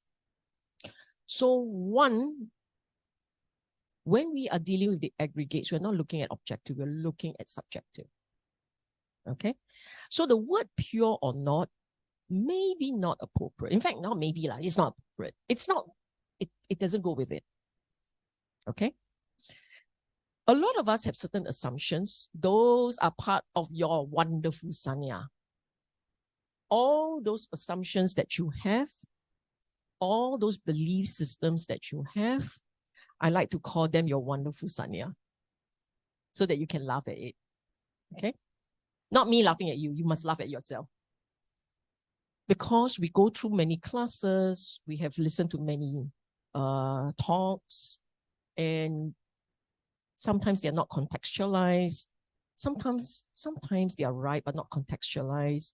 Sometimes they're downright wrong. I don't know. I don't know what's your takeaway. And we don't want to go there. I just want to say that we want to focus very clearly. Our sanya recognizes Our sanya recognizes the mind was wondering what it is. We should Shankara sanya. Okay? Oh, that's excellent. You made this, right? It was deliberate. Okay. There is, first and foremost, there's no objective Vedana, because Vedana is individually experienced. So it has to be subjective. And it is perfectly normal for you to have your personal sensations, because this is just like that. But when you have that your Vedana, At the moment when you experience, you straight away says pleasant, unpleasant, neutral. Straight away. You don't know what it is, but you straight away will pleasant, unpleasant, neutral. You recognize it. So therefore, Vedana and Sanya are together. It's not as if you touch and you didn't know you touched something. Right? When you have an experience, a sensation, at the point when you have that sensation, at that point, you know it is what sensation? Pleasant, unpleasant, neutral. So, more accurately, they are conjoined. They are together because you recognize sensation. Unless you are what we call, or my mother call, Siba. Dead flesh. You don't even know what's going on. You don't feel anything. But you feel. The moment you feel, that is Sanya. Because you know what it is. So, if you say, yeah, Paticca Samuppada, you know Paticca Samuppada, I am impressed. The Buddha figured it out 1 week into enlightenment. Are we all enlightened? Not quite that level lah. Kakak lai. Who dare to say him? Same. Buddha, I best friend, same. Nobody dare to say that. So you are not there. One reason why I don't bother teaching Paticca Samuppada is it's experienced and understood 1 week after enlightenment. Do we have the necessary conditions for that? No. We are now mucking around with aggregates. Aggregates, trying to understand clearly aggregates. So, DFC3, okay? When we have enough number of people who understand. Okay. So I answered your question, huh? It's okay. Okay. And there's one more there. Never mind. Since you are halfway, finish the rest of your journey. Sister Siva, you mentioned that Sanya is recognizing, but you also mentioned that Samadhi Diti is about changing our view, our Sanya narrative. So it seems like Sanya have two different aspects. One is the judgmental aspect. The other one is the recognizing aspect. Right. Right. Because for me to change my lens, my lens is a kind of judgment, right? Meaning I look at something, I find that this is wholesome, this is unwholesome, this is right, this is wrong. Yes. And that part is also Sanya. Yes. Okay. Now you are introducing a more complex level of Sanya. Oh, okay. Sanya does come with concluding. So I use the word concluding rather than judging. Judging implies a slightly more complex process of weighing. But we use this word judging very loosely. Okay? You call the judge because he weighs. And after he has weighed the arguments, he concludes. If he's a really bad judge, he may conclude even before he weighs. That is true. That is true. And that's all of us. We're all guilty of judging fast. We didn't weigh. But the intent of at the end of this process is concluding. Whether you conclude positively, negatively, or you conclude that's by saying, I don't want to conclude, so be it. But that part that says, it lands on a point, that's the Sanya. Okay? So if your instinct, because you all your life, you have been judging very fast. Judging, meaning you land and you have decided, I like, I don't like. That's what I mean by judging. You land, I recognize your face, I don't like. I recognize your face, I like. You are landing and you're fast. Then that's you. Your Sanya has that habit. Your Sanya has that habit. But not all Sanyas are like that. Sometimes because of our habit, we learn not to judge. We learn not to conclude. So we can recognize, but nothing happens. Okay, does this make sense? So you say Sanya has that aspect of judging. Not necessarily. Buddha doesn't judge. He concludes, he recognizes. But because of our habit, we are so fast, we learn and we conclude in a positive, negative way. So wholesome, unwholesome. Okay? Just to add something to this.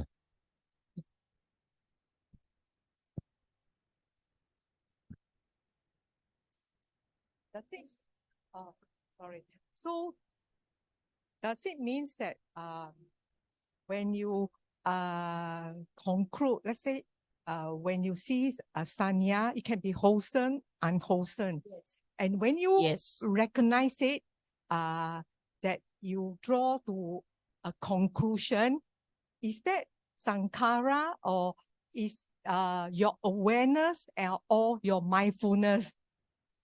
Huh? You know, when you let's say when you recognize it and then you tell yourself, say, oh, it's when you recognize what is going on. Yeah. No, that's sanya. mindfulness, but it's still sanya. You recognize its mindfulness, you recognize its conclusion. Yeah, that when you recognize the conclusion, It's sanya. yes, it's sanya. And after that, this stopping it, say, oh no, this is unwholesome. Do you call it? So that is sankhara, but that is sanya recognizing what's going on. Oh, okay. So You understand, it is still sankhara. Shankara, so you can have, it is possible that your sanya is so sharp that the sanya knows that it is constructing, that is concluding correctly. Oh, okay. Okay. So it is still sankhara. Yes. Okay. But there's thank you. sanya and shankara. Okay. Thank you. Oh, very good. Everyone is so good, ne? Ne? Huh? Very good, very good. Just one comment. Yes. If you look at the Anibal Sutta, it always says that what one perceives, sanya, right? One thinks about. So he's actually describing a very fast process. So sometimes when we try to cut it, it becomes, we get caught up in language and all that. Okay. So Yes. sanya itself is always what one perceives, one thinks about. It always comes to that one. There's always something there. And even if you think about it, you do not conclude or you do not judge, whatever. It flows. Yes. So the thing is, when we try to... When you think about that shankara, Yes. just remember that. And then after you think about, then, And you think too much, yes, then it becomes proliferating, which yeah, means you are, papancha again, yes. yeah, papancha. So you go round and round and round. And for most of us, as I mentioned the last time, for most of us, without the training, your papancha is going to be unskillful. Okay? And papancha is usually the unskillful one. Akusala. Because if you are very sharp, you will stop at just note. So sanya, you note. Then you construct very short only. This is the Dhamma. Then you stop. Okay? Everyone okay? Okay, Okay. Yes. You know the breath, that's sanya, right? And when then you recognize the breath, that's sanya. and then there's a wandering thought, that's sankhara. So ideally, you just stop at the knowing and no sankhara. Is it something like that? So you are knowing, you see the breath. And I'm going to describe. So you watch, let's say you see the body and the body is throbbing and you recognize throbbing, recognize the body, recognize, then you recognize the mind is still. You recognize the mind is present. Mindfulness is present. You recognize that it is here and now. You recognize it's here and now. These are all sanya. You recognize here and now. You recognize pleasant. Then perhaps there's a part in you that say, indeed, this is cessation of dukkha. This is the Dhamma. Okay, a little bit of construction, but you recognize. So you're staying very close to upstream. Recognize. Even when you recognize this is Dhamma, it's still recognized. Then, oh my gosh, this is so beautiful. Shankara, but wholesome Shankara. Okay? You all recognize now, you all understand this. This is what's happening. That's why you have to recognize your mind. You have to recognize your mind. So how many of you happily went from upstream to downstream, then crawl your back up again, your way up? Or how many of you managed to stay just upstream? Recognize. That's when your mind goes most quiet. just present. You remember me going, just stay relaxed. So you recognize relax. You recognize the Sanya relax, Sanya pleasant, Sanya present. Recognize. Then if there is a part that arises, then what? Sankhara. Start ready. That's where the agitation will start. If you just stay present, here and now, timeless, akaliko. You are very good.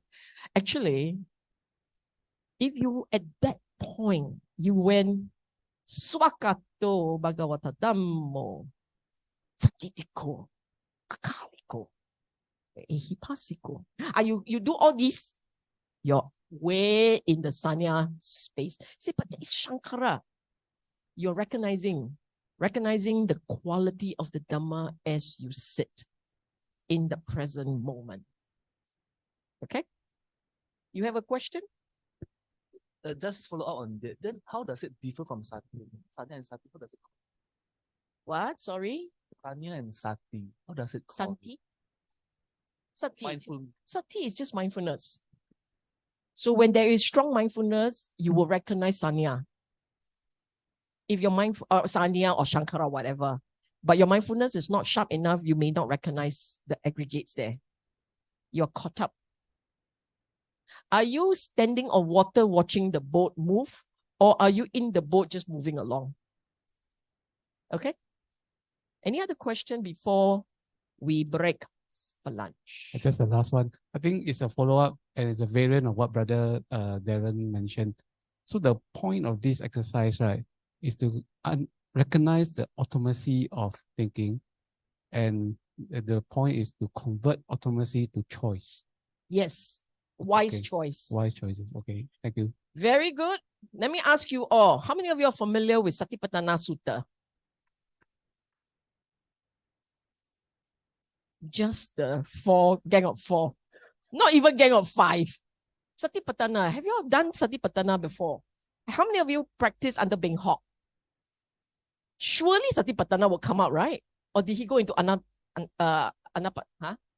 He uses Anapanasati. Chim. Satipatthana is easier. Okay?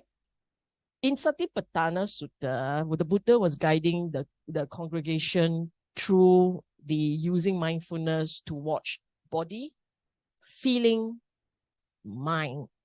And he gets to mind because if the monk starts to recognize what's in the mind, the Sanya is strong. He didn't call it Sanya, he called it mind. Okay? Once you're there, then you can look at the content of the mind. And the first thing he asks you to look at is hindrances, nivaranas. So the first thing you watch out for is all the conditions, all the arisings that disturbs the sitting, that disturbs your practice. Okay? And why did he do that? Because you're using mindfulness to recognize the condition of the mind, to get rid of all those, to just let be all those conditions that causes your mindfulness to limp. Okay? So you recognize they're not there. What's the next thing you look at? 6 sense bases or aggregates, either or. I know there's a flow, but you don't need a flow. You just need either 6 sense bases or aggregate, which is why in some other schools, they don't do both. They only do one. Theravada, on both 6 sense bases, aggregates. But actually, you only need one set. Choose one. Then what's the next one? Factors of enlightenment. Noble truth. Okay? That is your flow. You do not get to your aggregates and you don't recognize the aggregates properly. How do you move on? Okay? So when you sit, next round, it will start again. But now we're going to let you eat. We feed this brain that's been working so hard. So when you sit, I will conclude with this and then we have lunch. Okay? When you sit, first you must stabilize the mind. You anchor your attention on the body. Let the body help hold that attention, the attentiveness. In fact, right here and now, as you sit here listening to me, if you watch your butt, watch the trunk of your body, you hold mindfulness while listening to a talk. Okay? You can hold it. I know you all can. Sure? Sure. Right. You know, you sitting right here, listening, I point you to your body, you're back there. So you're holding mindfulness. So one mindfulness, we want to see how sharp the mindfulness is. Then you look at, is it able to discern the rhythm of the body, the tuk, tuk, tuk, tuk, tuk of the bodies. Tuk, tuk, tuk. You don't tuk, okay? That is not you. Your mind doesn't go there. But but for some of you, so sharp, you can go into the little intricate dots la, flow la, rhythm la, dropping, whatever. It merely tells you your mindfulness is sharp. Now that the mindfulness is very sharp, watch pleasant, unpleasant. If you say unpleasant, no good, go back, watch body and make it pleasant. Must be pleasant. Pleasant. You did see that flow, meh? When it's pleasant, it's joyous, it's constant, it's tranquil, it's concentrated. That's how it flows. Then I don't feel good. Go make yourself feel good. Go walk in the sun. Go soak in. Sun is what, huh? Which, no, not energy. Which neurochemicals? Dopamine? No, not dopamine. I don't know which one, melatonin, serotonin, one of those. Just go soak it in, soak it, we feel good. If not good enough, go and hug somebody, Get some oxytocin, feel good, okay? Feel good, feel papa already, you say, okay?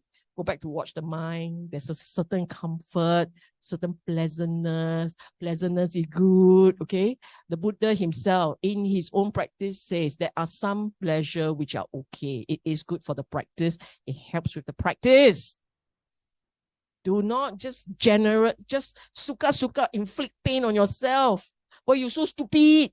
Why you so slow? Why you always fall asleep? What is wrong with you? Didn't I tell you to sleep? You sleep already, you'll be fine, right? Just continue. Okay, then you feel very good, feel very calm. It is starting to look at the mind. You don't feel good, don't feel calm. It doesn't go into the mind because the mind is a painful place. It feels good, it feels calm, it feels peaceful. Then you slowly migrate into watching the mind and recognizing the aggregates. That's where you start to notice. Sanna, Vedana. Very good. Time to break for lunch. Okay? Everyone good? Go eat. Eat ready. Then we come back here at Julian's the boss. 1 hour? 1 hour? Good. Lunch will be provided. Vegetarian lunch will be provided at the rooftop. So kindly proceed up to the rooftop to have your lunch. Then there's two choices, vegetarian noodles and vegetarian rice. So kindly help yourself to it. Then for those who like to have a drink, because some of you like to eat and drink at the same time, so kindly bring your drink upstairs to the rooftop as well. Thank you very much. Enjoy your lunch.